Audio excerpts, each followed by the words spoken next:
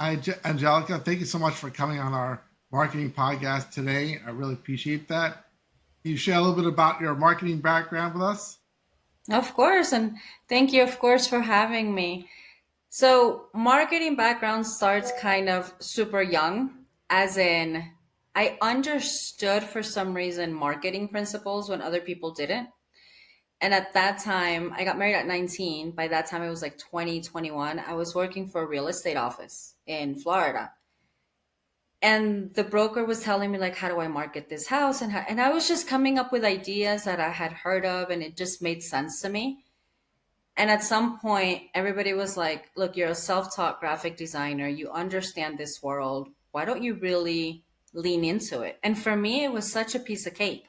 And I think from there, I got the heart of learning to help and loving to help like the small businesses, like the mom and pop, those businesses that that if they do well, their family does well.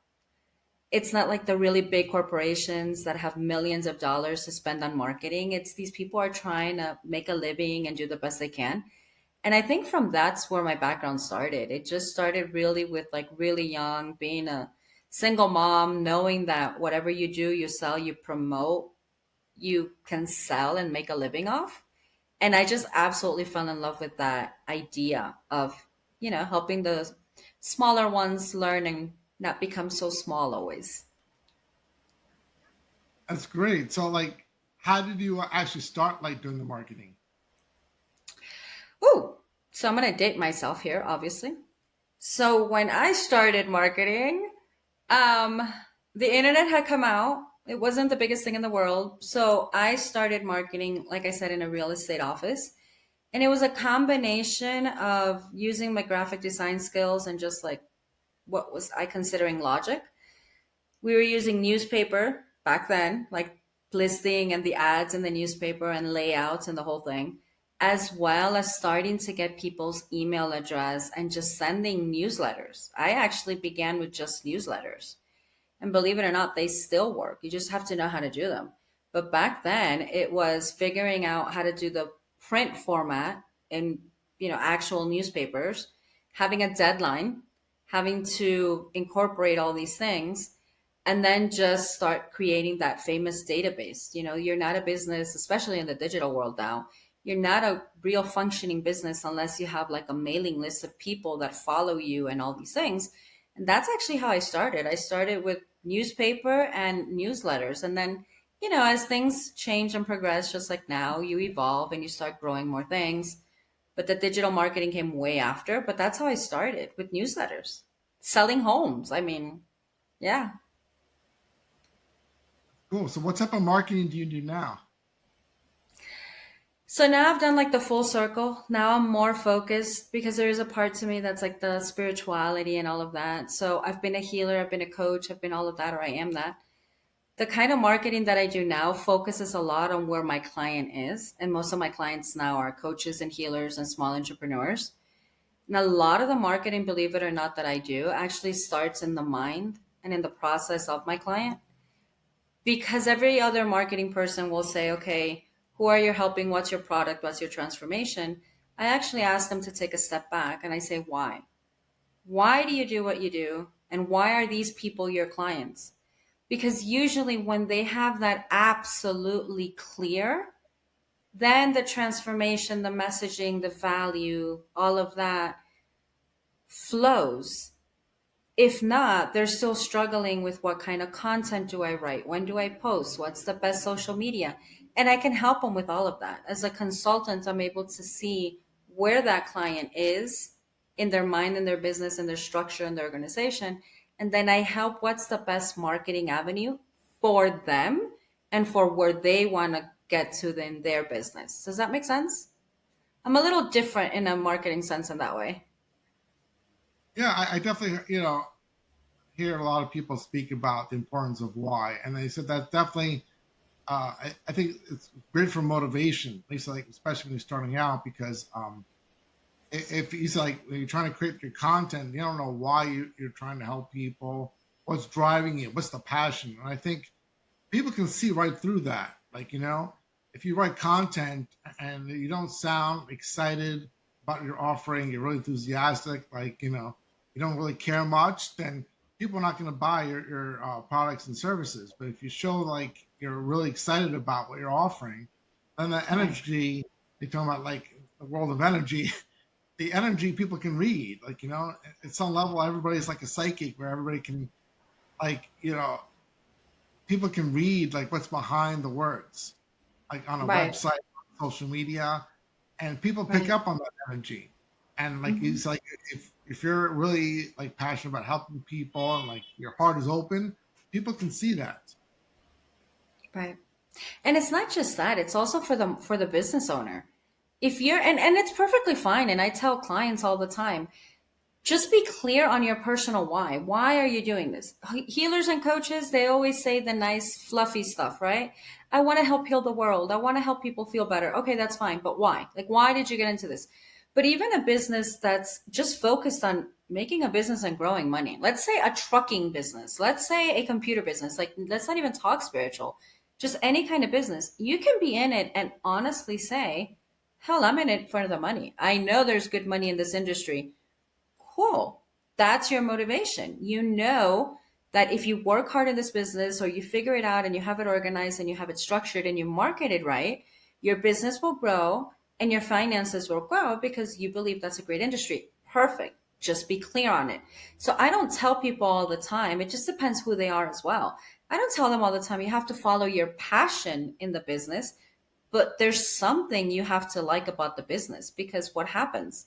We're so dedicated in work and our clients and the structure and the things that happen in business, in taxes, in money, in marketing, in all these different things. Hell, if you don't like what you're doing or you're selling or you're producing, you're going to want to throw in the towel because business isn't easy. Entrepreneurship is not easy. Marketing is a way to actually get to your customers and grow.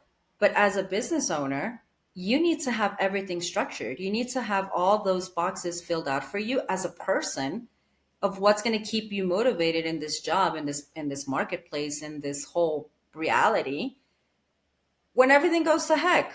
Because things happen. Logistics don't always work. Employees don't always show up. You know, we get what's it called? The something thrown in the wrench or whatever. There's a saying. But yeah, so we have to know why we're doing what we're doing and literally love the fact of the outcome that we're going to produce. So I begin there with my clients, and from there we see what's the best marketing strategy for them, what have they done, what haven't they done, etc. I mean, how important do you think is you said you've been doing this for some time now? Are like websites now because in today's age, a lot of people don't even go to like business owners' websites. They just check out their social media and they make decisions on buy their products and services on their social media platforms. Do you even like talk to your clients about their website? Well, I do because number one, I design websites. So yes, but I am very honest with them. If you don't need a website, don't have a website. What happens? Ever since the beginning, obviously when the internet began and everybody was like, you have to be on the digital world and that, I still say the same thing. But there's a difference. And I tell my clients very clearly, what do you want the website to be? Do you want it to be like a static brochure, just information about you, so people that they learn about you, they Google you and they find you and they learn more about you and that's it? Or do you want it to be a functional? As in, is there a way to interact with your customer? Can we do a chat box? Will we program it? Do people, what are their questions? How can this help and implement your business? So, yes, businesses do need websites. Depending on the business, depends how structured and how developed do you need that website. But one thing I've always made clear to my clients from the very beginning to even now, just putting up a website does not mean people will come rushing to find you and you're going to get a ton of leads. Having a website, it's like making a business card. It's like you're having something in the digital world that's active, but you need the marketing, you need the funnels, you need the different kind of things depending what your industry is to bring people to that website if that's important. The important part in the digital world of having a website is the SEO, the algorithms, making it easier for people to find you. Maybe you have something that's great to offer the world, but if they don't know that you exist, obviously they're not going to be able to become your clients. So it is important to have it, but it's not the do all have all. Your business is going to succeed because you have an amazing website or a simple website. There are more components to it. But yes, I always talk to them about how is it functioning? Do you have one? And probably landing pages are even more important than the actual website. That's a good point. I mean, do you like recommend your clients use any particular platform like WordPress or Kajabi or Again, it depends which clients, right? It depends which clients we have. I design them myself and my team. We design them in WordPress just because honestly, it's the best one that I have found. I absolutely love WordPress. There's so many things we can do with it. I do have a lot of clients that tell me, oh, I can design my website in AI now for free. I'm like, sure, you can do AI for a lot of things. And AI could probably improve the website, but there's nothing like that human touch because of what we're talking about. What is the best thing for them? Now, if they're coaches, if they have courses, they have different things, Kajabi is also one of the best ones. But what happens nowadays is that there's so many options, but there's also so many price points. It depends where the client is, what is their marketing budget, and what is it that they really want to get out of all these things, which would determine which is the best platform for them. And I usually tell everybody stick to it for at least 3 to 6 months because there's so many new things happening now, especially in the AI world, that everybody has like that shiny syndrome and something new comes out and they want to drop everything they're doing and go with the latest AI or the latest website or the latest platform, and they never actually get any momentum going. So while there are many things that I can recommend to different clients, it all depends on their marketing budget and what their goal is. and what do you see the clients have that are very competitive niches? Like you're talking about like coaching. It seems like everybody either wants to be a coach, or they call themselves a coach, or their next door neighbor is a coach. Right, right. How do you like guide like your clients in really competitive industries? Because it seems like almost every industry now is like really hyper competitive. Like everybody, you said like having a website means nothing anymore. I mean, obviously it's important. It's like a business card, but as you pointed out, it's not enough because like it's like everybody has a website, and even everybody, a lot of people are doing social media. So Mhm. like people have a website, they're doing social medias, but how do they really stand out? How do you guide them on that of being like standing out from the crowd in a very busy in a business busy like industry like coaching? It doesn't matter if, I mean, I love the question because I get it all the time. And when I don't get it, it's a pet peeve. So I love that you asked it. Because yes, there's so many coaches, there's so many, whatever. What I usually say to my clients is you can be the same coach as the guy next to you and the guy next to you and the guy next to you. You can all be doing the same thing. However, you are different than Bob and Bob is different than Sally and Sally because we're all human. The way you make yourself stand out is by including that knowledge that you have in your business. In this case, we're talking about coaching. You include that knowledge into a life lesson through your life. Because what happens? I believe in abundance, and I believe in abundance of clients, of business, and everything. The same people that talk to me who do the same thing that I do, that Bob and Billy and Jane and Mike and everybody does the same thing. Marketing is marketing. It's the way that I express it. It's the way that I'm able to see things. It's my brain, my filter, my perception that can help see them things differently. With coaching, it's the same thing. So I tell my coaching clients, what in your life made you go through that process, that healing, that transformation that you can help somebody else with and talk to them from your experience. Don't bombard them trying to sell them. Don't go after them like everybody usually tries to do at the beginning. I can help you, I can heal you, I can help everybody, I don't want to niche down. No, what was your life experience? The things that make you unique are you. So that is what I focus on with my clients. I help them create content. I help them create marketing strategies. I help them create workshops. I help them do all these things focused on them as the individual, their personal experience, and what they do in their clients. That fusion is what will make everybody stand out from everybody else because your life isn't the same as mine. And that we know as a given from a human fact. It's the same thing in business. People just forget that. And what are your thoughts about like AI? Because like you kind of touched upon that earlier. Like, I was like, do you use AI a lot in your own marketing with your clients? AI is my best friend. ChatGPT is my intimate virtual assistant that doesn't complain, works at every hour, and runs all different kinds of programs for me. I love AI. And what I tell everybody is use it to enhance. And it's so easy. People get caught up. And I tell my clients all the time, let's say we're talking, because I help them with copywriting as well. I will go to AI and I will literally say, I am asking you to be a copywriter for me, act as a copywriter. This is my brain dump. Like I would literally type to AI, this is the brain dump for this and this client, and I will say the specifics of the client, you know, the specific things that I want him to realize of what makes my client unique. And then I say, this is my brain dump of what I would like to do. Let's say a bio. We're working on his bio for his website. How do we make this accessible, reader benefit focused, not focused on the person as in, I did this, I did that, look how great I am, I have all these certifications.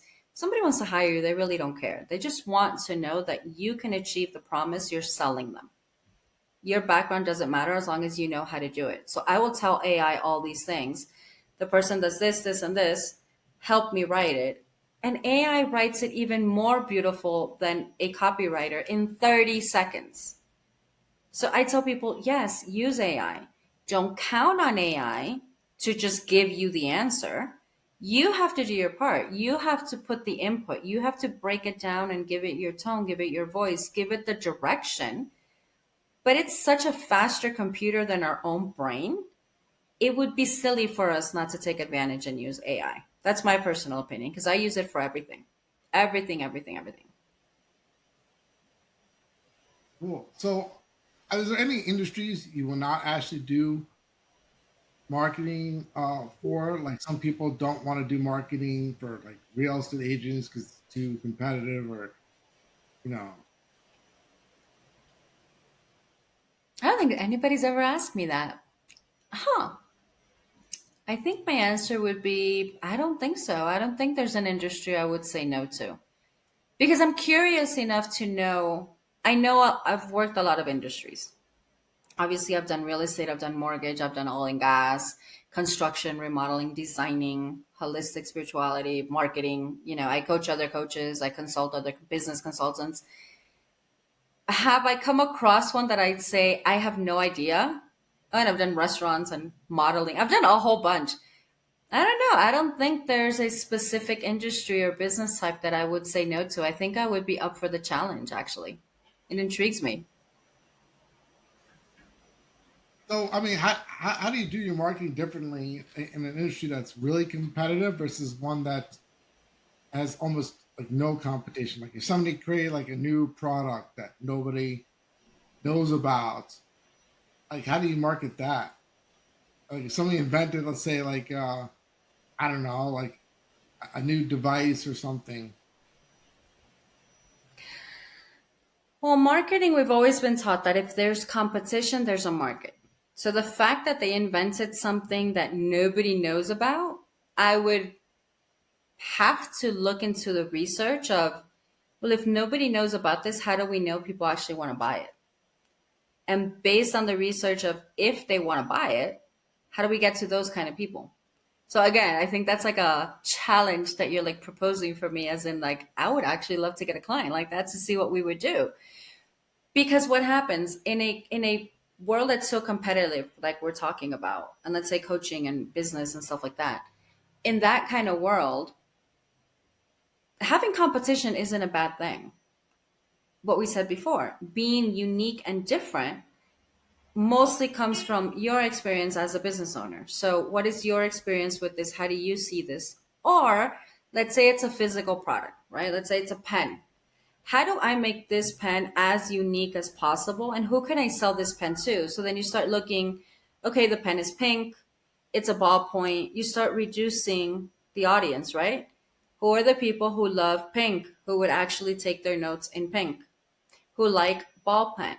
People who actually like writing versus a lot of people who nowadays only do use the computer and digital. There's a lot of people that don't like writing. So you start narrowing down, and then what makes this pen unique? And that's where the creativity comes in. What does the audience want? What does this give? And then how do you implement your creativity in creating a branding story that this pen and the people who have this pen are better than the people who only have blue and black? These are the creative type. These people are the ones that see the world differently. You just create a story, and the people that want to be part of that story feel like they want to belong to something, and they self acknowledge themselves. I want to be that creative one. I'm more creative than my neighbor, so I'm going to buy the pink pen. So everything has a unique spin to it. You can and that's what I love about advertising and marketing. You can always use the creativity with the logic and the business and give everything a spin, making it unique from any other example pen on the market. So what are you finding to be like some of the hottest like trends now, like in marketing? Oh God, there's so many. Literally AI, anything that's related to AI, and let's be honest, ChatGPT. There's so many different language learning models like AI like that, but the one that everybody relates to and talks to the most is ChatGPT. I think the hottest trends right now are how to do everything quickly, digitalized with AI in a single click, drag and drop. And my pet peeve to that is while it's great, because even as a web designer myself, heck, I'd love it to, do everything in a click and a drop. But you have to put your work on it. You have to put your intention on it. It's not just throw misinformation out there, because I think the world is getting bombarded with so much information in ChatGPT and all of these different things and quick websites. People aren't really putting their business and their logic and their intelligence. They're just spitting out whatever AI is spitting out for them. And I think a lot of the trends are causing that. But to me, if you know how to use it wisely, of course, go for it. Like they're the biggest trends that there are right now, along with like Mid Journey and Leonardo and like all these graphic ones. They're super cool. They're super awesome. Why wouldn't we use them for business? Do you have any like chat GPT prompts you like to share with the audience that you found that to be like useful? Um, I'm not very scientific with my prompts. I literally talk to it like a person and I'm like brain dumping everything on them. Really? But in that sense, I do think that I would say, I think I began, and I think it just kind of happened. I began saying to ChatGPT, I have all these ideas in my head. I'm just going to start laying them out. And literally, ChatGPT said, go, I'm ready for it. So I laughed because I was like, okay, like it talks back, right? So I was like, okay, cool. So when I do the brain dump, as I'm writing, I'm thinking, like, who am I talking to? Am I talking to like a copywriter? Am I talking to like, what do I want him to act as? So one of the prompts I would suggest is always guide ChatGPT into where you want his thinking or its thinking to be. So, for example, in that case, it's kind of like, I want you to act as a copywriter. This is the information that I have. This is what I have written so far. Give me two different options in saying the same thing in a more professional, friendly way. And then I just start talking with it back and forth. So I'm not very scientific with my prompts. I think the most I would say is talk to it like you would an assistant, and guide it. And if it goes off the path, just kind of be like, no, that's not what I meant. I meant, and then rephrase what you really wanted, and it'll get back on track. That's the best thing that's worked for me. Can you maybe like share some stories like how you helped your clients like have the transformation in marketing? Is there any like wins that you can maybe share with us? Like, how you've helped with your clients? Yeah. Any interesting stories or Yeah, yeah. Well, okay. Based on the same thing that we're talking about, ChatGPT, I was helping an old term client. Like I hadn't worked with her in a long time. She's changed industries, she's changed things, but she always comes back to me. So I know kind of her past. So I know the things that she can bring into her experience. And we were working, what was it that we were working on? I think we were working on a speaker sheet, like a speaker talk sheet, because she was being asked to turn it in for a speaking engagement. So I was helping her through like the copywriting and we did the whole process. And I have a form that I ask my clients to fill out or I'll fill out with them so we can get as much detail. So I entered that detail into ChatGPT. And it's actually a funny story, but it turned out to be a great transformation for her. And it includes the prompts we're just talking about. I forgot to mention to ChatGPT this was for a client. So that for me is one of the things that I do. I am working on a client's whatever. So it knows, don't put this on my things. This is a client's. So I forgot to put in the prompt that it was for my client. And I filled, she filled out that copy writing thing that I asked her to. I input it into ChatGPT. And by inputting it, I literally mean question and answer. I mean, there's nothing scientific about it. Question and answer. I just typed it in a Google Doc, copied, pasted, done. And at the end, I said, based on this information, what would be the best talking points and something, something else. But I remember it was talking points. And I go, what would be the best talking points for this speaker? And I hit enter. And it took 10 seconds because that's how quick it is. And it came back with an amazing repertoire of things and topics. And it just worded what we said a lot better, much more professional, which is great. But then what's funny is that at the bottom, it included the topic points for speaking. It included some of my things on the healing and spirituality side of me.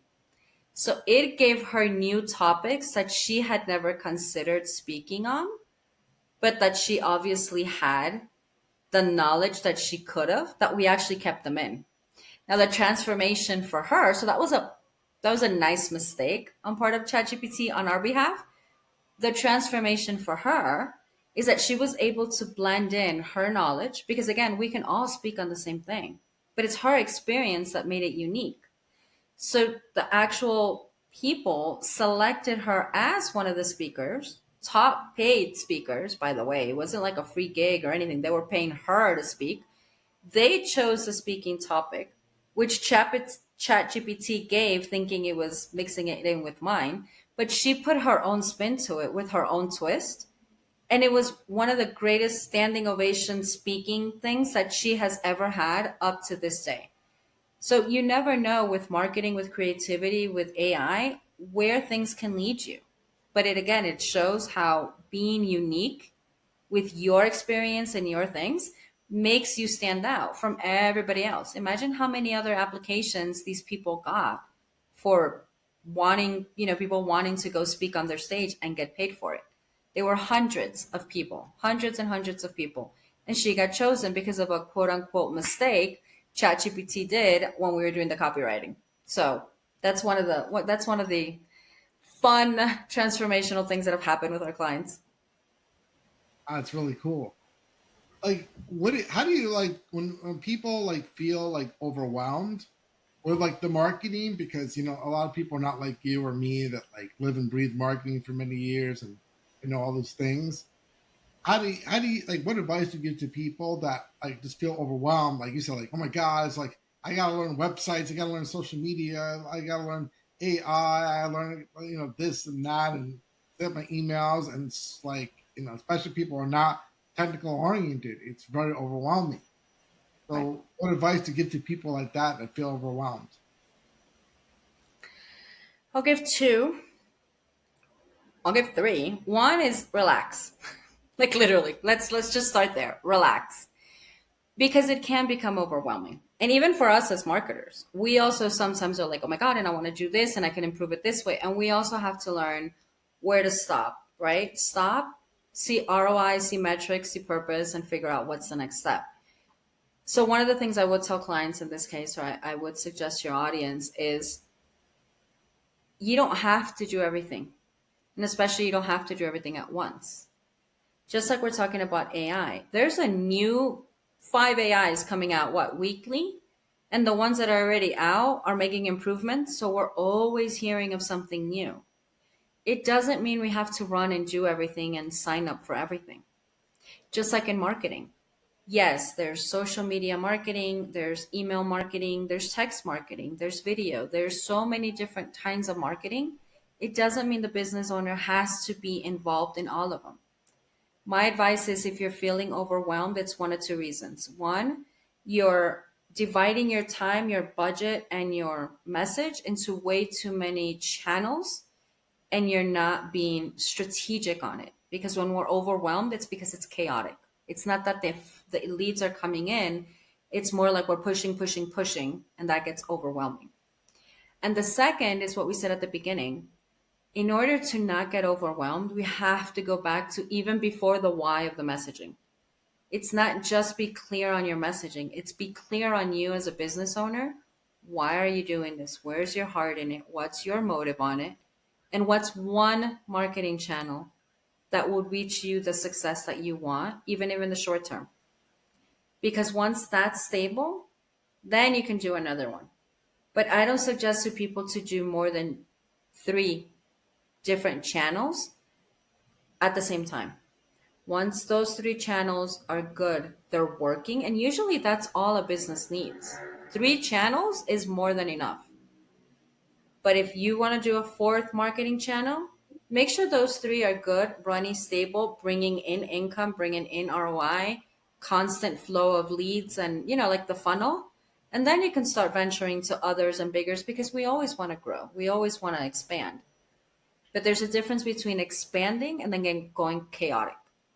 And the chaotic is where all the businesses break down and then they say and they blame marketing that it didn't work, except there was no strategy. It was just throwing spaghetti at the wall, hoping it works because they hear it works for everybody else.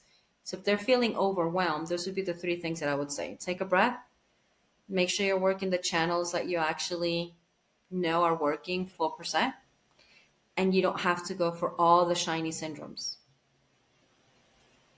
What do you recommend that entrepreneurs do focus their efforts on these days from a marketing perspective? What should they focus their marketing on? I was talking about this with a client the other day, actually.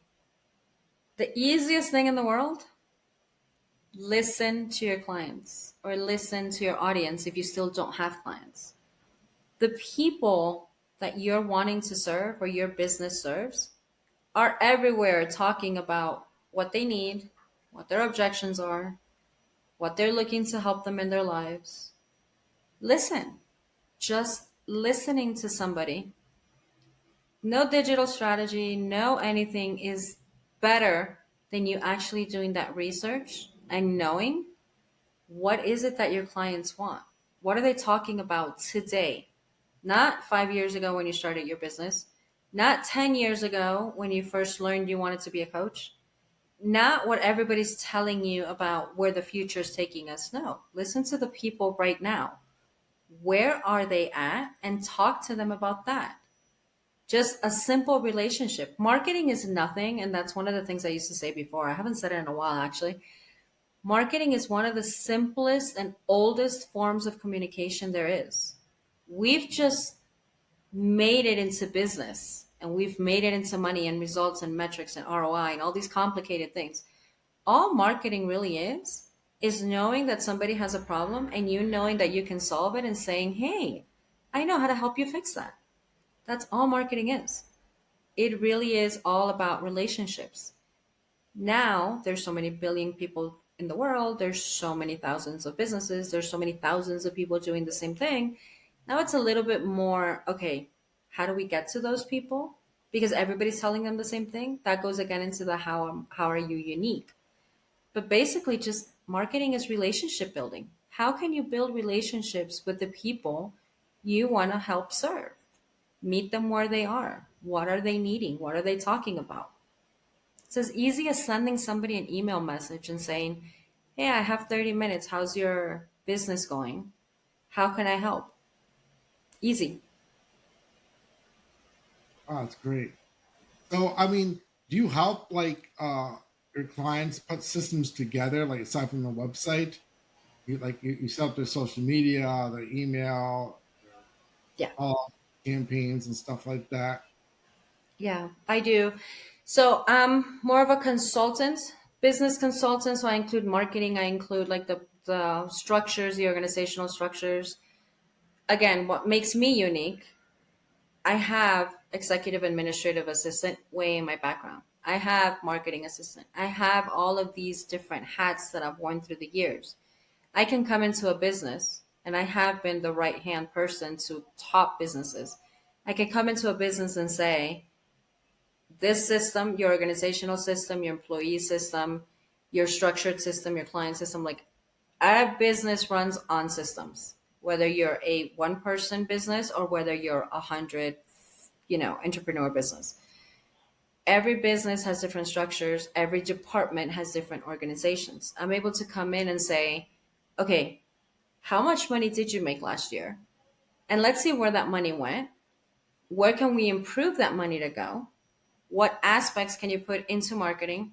What aspects can you put or should not put into more operations and help a business structure themselves? Because what happens?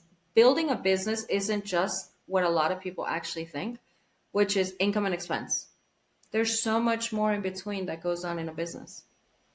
It's how do you structure it? How do you grow it? How do you grow a business that's based on you, focused on you, and yet you don't have to be working 24/7 in the business and you can actually have a life? Because to build a business, one of the beauties of building a business and being an entrepreneur is not to work for anybody else. But the error I see a lot of entrepreneurs do is they actually create a job for themselves.